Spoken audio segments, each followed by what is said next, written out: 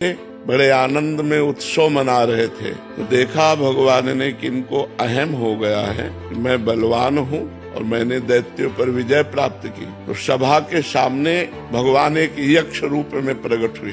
तो देवराज इंद्र ने देखा, बोले कोई भी देवता इनका परिचय लाकर हमें बताओ, ये कौन प्रकट हुआ है। तो सबसे पहले वायुदेव प्रकट हुए। विश्व में वायुदेव से बढ़कर कोई बलवान नहीं। तो वायु देवता गए और कहा, यक्ष तुम कौन हो।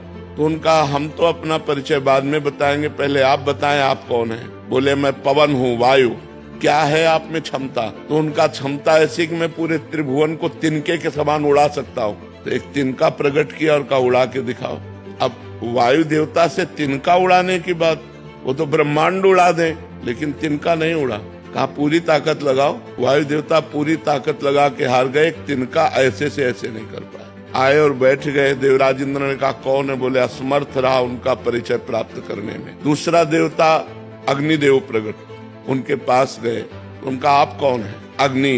बोले आपकी सामर्थ। बोले त्रिभुवन को उपले की तरह जलाकर भस्म कर सकता हूँ। तो उसी तिनके को कहा तुम भस्म करके दिखाओ। तिनके की तरफ देखा, कुछ नहीं हुआ। पूरा पावर लगा दिया, कुछ नहीं हुआ। अग्नि देवता वापस जाकर बैठ गए और कहा मैं असमर्थ रहा। तब स्वयं देवराज इंद्र उठे।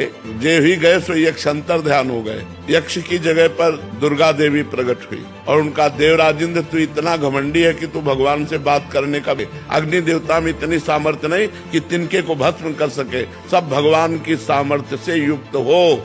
घमंड मत करो। भगवान ही तुम्हारे अंदर अपनी सामर्थ्य प्रकट करते हैं, तब तुम अपना कार्य कर सकते हो।